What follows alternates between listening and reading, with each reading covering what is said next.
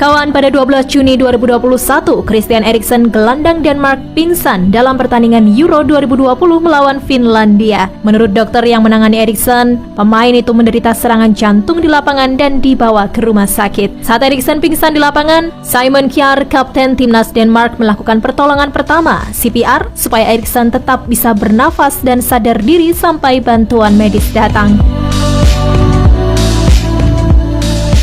Sementara Markis Kido, legenda dan mantan atlet bulu tangkis nasional, juga pingsan sesudah bermain bulu tangkis bersama Chandra Wijaya, mantan atlet ganda putra pada 14 Juni. Sesudah terjatuh, Chandra dan sejumlah rekannya memberikan pertolongan pertama ke Markis Kido. Ada yang memompa jantung dan memberikan air minum. Tapi sayang, nyawa Markis Kido tidak bisa terselamatkan.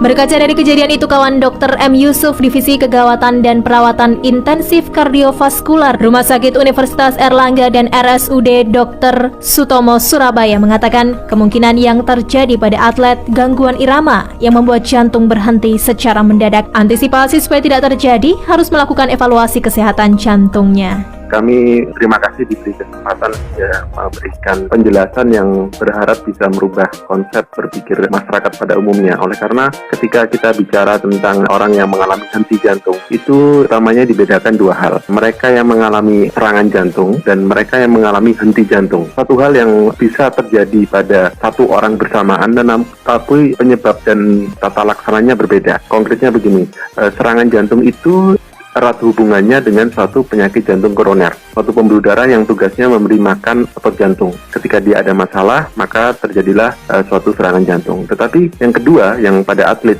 itu kemungkinan penyakit jantung koroner sangat kecil. Tetapi yang sering terjadi adalah gangguan irama yang mengakibatkan jantung berhenti secara mendadak. Pada prinsipnya memang menarik untuk yang atlet. Banyak rekomendasi di kompetitif sport itu mereka yang atlet harus melakukan evaluasi baseline daripada kesehatan jantungnya.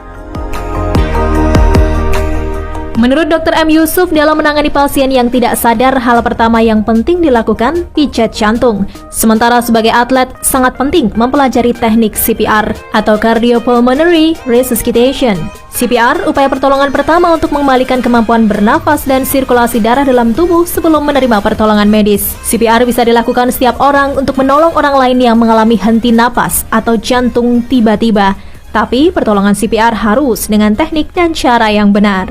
Pertama yang harus kita lakukan adalah henti jantungnya harus kita ambil alih. Karena ketika jantung itu berhenti ataupun melakukan gerakan kontraksi atau memompa jantung yang terlalu cepat, jadi seakan-akan berhenti ya karena hanya menggelepar begitu, maka kita mengambil alih tugas pumping, memompa.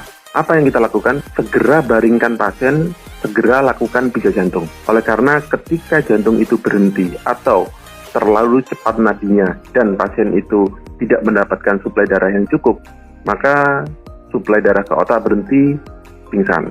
Suplai darah ke otak berhenti, dia kejang. Suplai darah ke anggota gerak berhenti, tiba-tiba dia jatuh.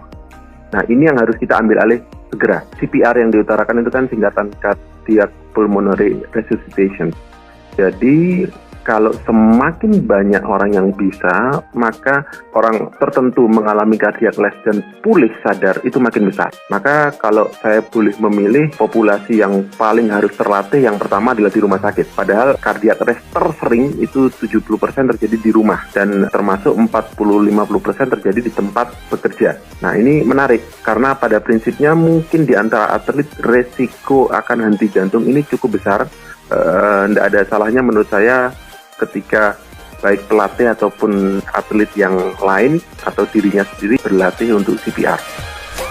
Sementara kawan, Rizky Effendi, atlet tim nasional basket putra Indonesia, mengatakan sebagai atlet dari kasus Christian Eriksen, sama seperti Dr. M. Yusuf, menurut Rizky Effendi pelatihan CPR sangat penting diberikan untuk atlet. Nah, menurut saya sih pentingnya. Jadi biar kita tahu gitu kan, kalau misalkan kondisinya sangat urgent dan tiba-tiba mungkin tim medisnya masih belum siap atau jaraknya agak jauh, sementara harus saat itu detik itu juga ditangani gitu kan. Kalau kita pemain yang kebetulan berada paling dekat dengan korban atau yang lagi menderita, itu bisa langsung menolong kan, itu bisa sangat membantu lah gitu. Jujur secara detail belum, cuma kalau secara kayak garis besarnya sih pernah baca-baca, cuma kalau secara detail yang benar-benar benarnya gitu ya, belum pernah dapat pendidikannya, belum pernah dapat edukasinya. Kalau harapan saya tuh yang pertama, ini menjadi semacam cambuk lah gitu buat kita semua para atlet untuk lebih menjaga kebugaran diri masing-masing ya, itu satu. Yang kedua juga untuk klub atau induk organisasi bisa memberikan edukasi yang lebih lah gitu untuk pertolongan pertama jika terjadi sesuatu yang tidak diinginkan. Jadi lebih bisa mengurangi resiko yang fatal. Kawan, penyakit jantung jadi satu di antara penyakit yang paling mematikan di dunia. Bahkan penyakit jantung itu sendiri tidak hanya menyerang mereka yang memiliki riwayat penyakit jantung. Beberapa orang yang dikatakan sehat bisa terkena serangan jantung. Jaga terus kesehatan jantung Anda. Tidak ada kata telat untuk membuat dirimu menjadi lebih sehat. Jantung tidak terlihat, tapi terus berdenyut memberikan kehidupan.